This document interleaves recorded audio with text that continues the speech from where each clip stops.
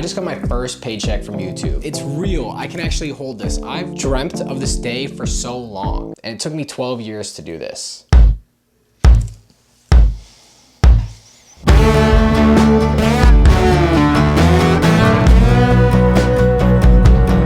Today in this video, I want to share with you my 12-year YouTube journey and what I learned along the way when making content. I want to share how my mindset has changed over the past couple of years when making videos and give some advice on creating content as well, in case you're interested. We're also going to be looking at my analytics to see some of my highest earning videos, to see exactly how much money these videos generate. And then we're going to talk about how much I got paid.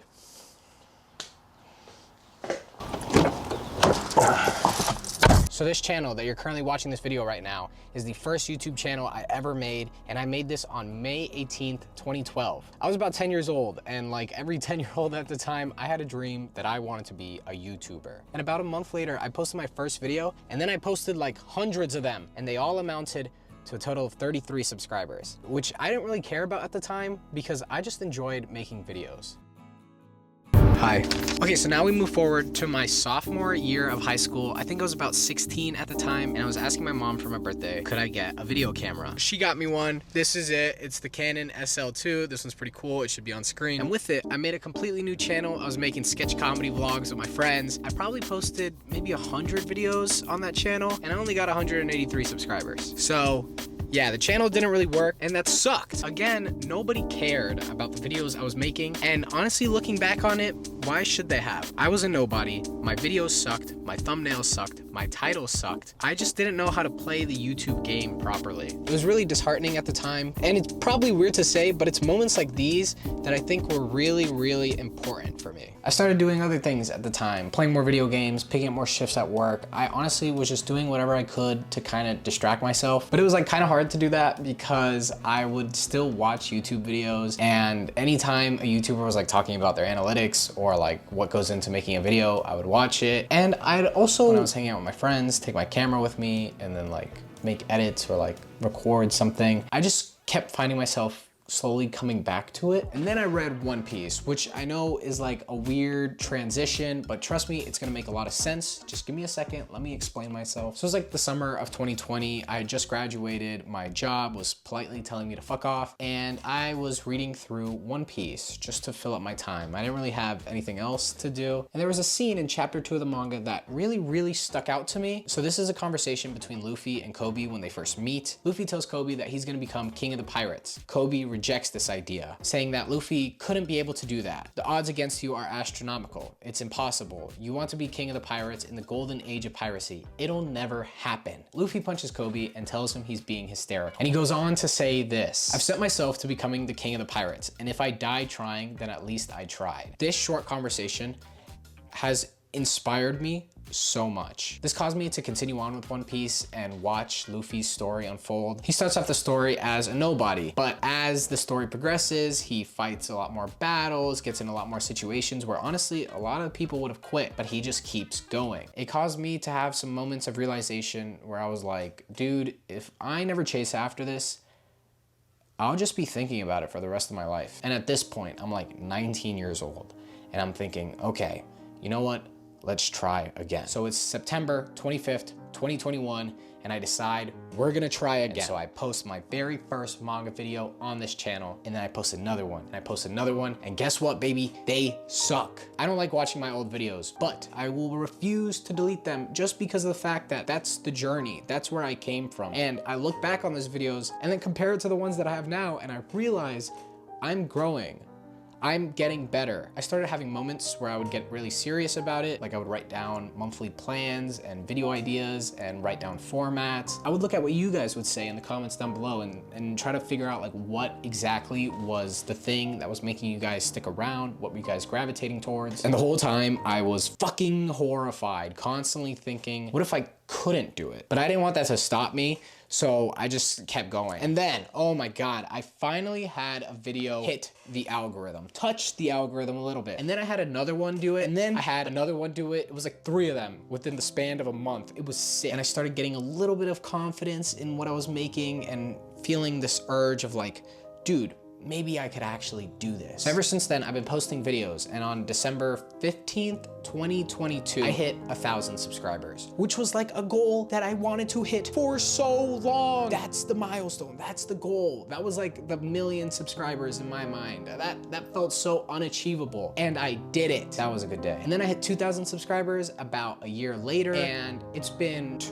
almost 3 months since then, and we're at like 4,000. The channel just keeps growing, and I have no intention to stop making videos. There's like a lot more to that story, but we'll probably go into that another day. I just wanted to give you some spark notes on how me making videos has been affected throughout the years so that we could get into this. Mindset. What are we thinking? So like when I was a little kid, I had this belief in myself that I was just gonna be a YouTuber. Like I was the guy. I could fucking do this shit. I think it's amazing to have that blind confidence, that delusion in yourself. But I will say it was a lot of talk the talk and not enough walk the walk. Now I'm not saying don't believe in yourself, because dude, if you don't believe in yourself, you're not even gonna win. I tend to find that a lot of people have this belief in themselves that they can achieve it. They can achieve this goal or this thing that they see, this career path, and they just feel like they're just naturally going to be talented at it. They're not. I don't think most people realize how hard it is to like do something, because what tends to happen is this.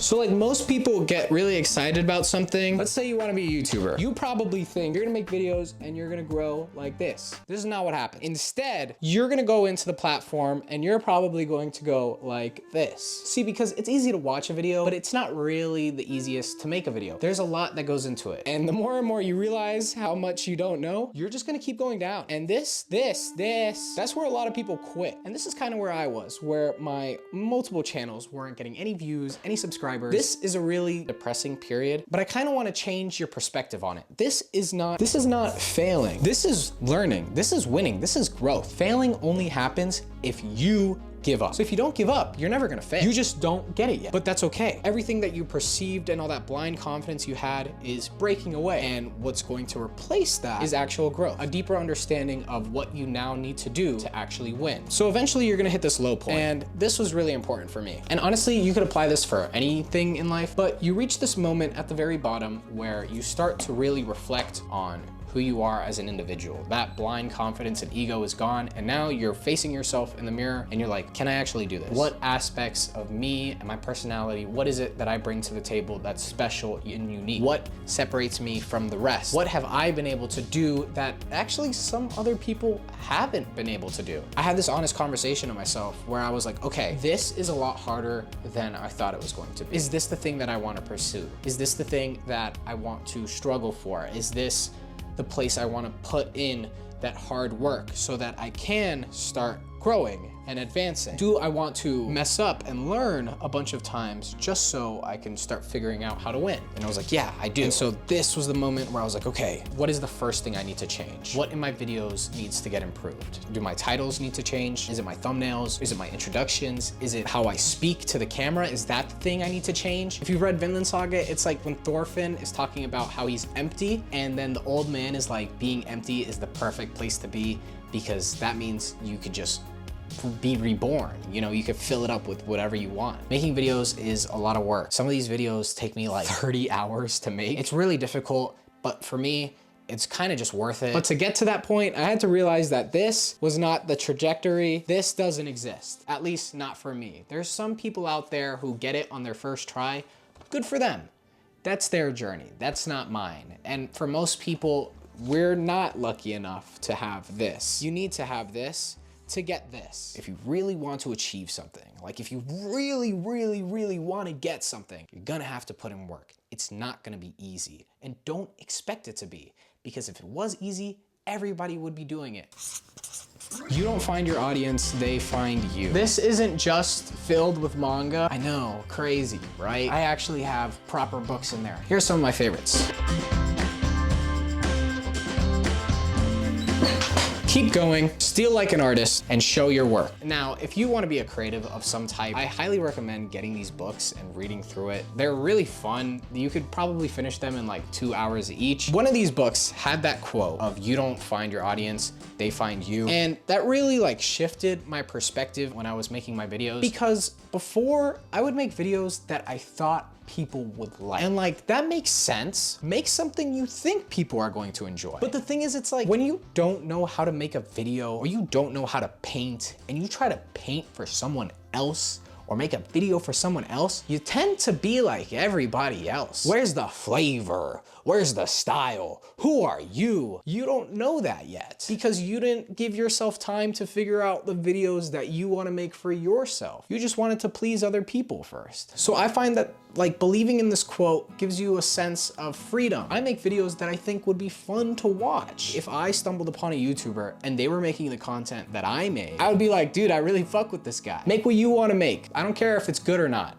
Someone's gonna like it. Believe in yourself. This is just a really simple one, but it's true. I could have a stadium full of people believing in me, and that would feel amazing. But at the end of the day, if I don't believe in myself, there's really no point to it, man. Which like now the segues into this. Advice for making videos. Now look, I'm not a Mr. Beast, okay? But there are some things that I will say. Number one, post videos. Everybody says this, but I just feel like it needs to be reiterated over and over and over and over. Like genuinely post videos. I don't care that they suck. They're going to suck. Your first videos are going to suck. Your first 10 are going to suck. Your first 100 are going to suck. And nobody's going to care. And that's amazing. Do you understand how lucky a new YouTuber is when making videos? As a new YouTuber, if you have a really good idea and you fail, the only one you're disappointing is yourself. If you are a YouTuber with 1 million subscribers and you think you have a really good idea and you fail, you are not only disappointing yourself, but you are disappointing 1 million other people. Dude, that's horrible. If I could go back and tell my younger self one piece of advice, I would literally just tell them to post videos and pay attention because that's all it is. Thumbnails and titles are just very important. So honestly, just spend a little bit of time drawing them out. I draw out a bunch of my thumbnails. I'll actually show you one of them. This is for an upcoming video. The thumbnail pretty much involves me with a book and then 2 books to the sides. We also have this one. This is my Tokyo Ghoul thumbnail. Those are 2 videos I currently have in production right now. They're taking me a little bit longer. But yeah, I bought a new whiteboard desk that's like standing, it goes up and down. I think it's so badass. You will never be able to predict your success on YouTube unless you're Mr. Beast, which you're not. Let's be honest. Unless Mr. Beast is watching this, which no the fuck you're not. No, you're not. Dude, what? Hit subscribe. That's crazy. YouTube is really weird when you're starting off. Even if you've watched all the YouTube videos in the world. No, it's really hard to translate that into actually making a video. YouTube is just a random game at the beginning. So honestly, you just gotta keep playing it, which now leads us into looking at some channel analytics. I gotta get my laptop. So the first video we're gonna be taking a look at is this one. I read every Jujutsu Kaisen manga in a week. This is currently my most popular video with about 69,000 views. Now, the first thing I wanna say about this video specifically is I didn't expect it to do this. I will be honest, when I was making this video, I did think it was gonna get around like 5 to maybe 10,000 views, only because prior to this, I had made these 3 videos. These 3 videos were doing pretty well for me, gaining me about like 50 new views a day, which was, to me, pretty fucking exciting. So I was like, okay, I'm going to do that format again because it seems like people really like it. But then I had to think like, what series should I do? And at the time, Jujutsu Kaisen was like all the hype these days. So I was like, okay, I'm gonna make one about Jujutsu Kaisen because I want to add to the conversation. And also, you know, I have a fun series that I think people will like. And then the video like fucking exploded and it was awesome. This video honestly gave me a lot of confidence in myself. It's, at the time of recording this, gave me 503 new subscribers. And now let's take a look at this. What does 70,000 views get you? $100. This video has made me $100. Maybe that seems a little underwhelming to some of you guys, but to me, that's pretty cool. Let's move on to the next video. Every fight scene in Jujutsu Kaisen Season 2 ranked. Now with the success of the I Read Every JJK manga, I just realized all these views that are coming in, this is amazing, but I wanted to be able to capitalize on this and take those viewers into another video. So I made this one and it was worth it. This is now my second most viewed video ever. It has about 30,000 views, which at the moment, the video's dead. In the last 48 hours, it has gained me 22 views. This video is not gonna grow anymore, but it's okay. It gained me 278 more subscribers and it generated me $53.82. The third and final video that I wanna show off is this one. What if I restarted my manga collection? Now this video surprised me for a couple of reasons. Number one, I made this video about 8 months ago and it didn't blow up like the other two. It didn't gain massive amounts of subscribers right off the beginning. It just got views. And ever since then, it's kind of continued getting views. Not a lot. It averages about 50 views a day, but that adds up. It is one of my highest viewed videos and I had no idea. I have been paying more attention to the videos I've been posting now, as opposed to the ones that I posted, what, a year ago? 8 months ago. This video has gained me 233 subscribers, and revenue wise, take a look at this. This is pretty interesting. So I got monetized October 1st, 2023. So for the first about 90 days of this video being released, I didn't get any of the revenue for it. It only started generating me money afterwards, which honestly, dude, I don't really care. This video kind of reinforced the fact to me that like YouTube is pretty unpredictable. So that's why I try to not get too caught up in the idea of like views and subscribers gained on each video I post right away, because I know it's overall just like a waiting game. As long as you make videos that you're proud of with good thumbnails and good titles, eventually the algorithm could pick it up and it could start promoting it. Just post good stuff and the audience will find it. My channel doesn't really make me much money. It's something and I'm very appreciative of it, but overall I'm losing more money. I probably spend more money on these videos than I am making back, which I honestly don't really care about, because to me, it's personally worth it. I don't care about spending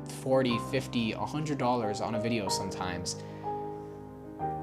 Maybe 100 is too much. Because honestly, like if I make a good video that I'm really, really proud of and that you guys enjoy, to me, that's worth it. And I'm also kind of trusting in the idea that eventually, after putting in that much effort and dedication and time into this channel, that maybe one day this YouTube channel will be able to generate me enough revenue to maybe just even it out, you know, just get me my money back. Okay, so now let's finally talk about how much did YouTube pay me for my first paycheck. So I got the opportunity of monetizing this YouTube channel on October 1st, 2023, which to be able to do that, you need 1,000 subscribers and 4,000 hours of watch time. Now I had 1,000 subscribers for probably a year prior, but the watch time was just so difficult to get. But I finally got it and I got to turn it on. But that doesn't just mean that money starts flowing into your pockets. No, sadly, that is the realization I had to come to. You actually need to generate a minimum of $100 every month to be able to cash out that money. So for the past couple of months, that's just kind of what I've been working towards, making videos to get to the point where I could generate $100 to actually have something tangible in my hands. And then I posted these videos and they blew up and I smashed that goal out of the park. I blew way past the $100 mark that I needed to. So on March 5th, 2024, YouTube paid me, this check is fake. They sent it into my bank account. YouTube paid me $272.06. The main reason I'm making this video is to allow myself to sit down and like appreciate this moment, to appreciate accomplishing that milestone. Like, you did it, Dennis. You got your first YouTube paycheck. I think sometimes in the pursuit of our goals, we constantly are pushing the goalpost further and further and further and don't really allow ourselves to sit down and really understand like how impactful it is that you've gotten this far. Really just look around and appreciate how far you've come. So yeah, guys, that's the video. I'm working on some other videos that should be coming out this week. In the meantime, go watch some of my other videos and subscribe. See ya.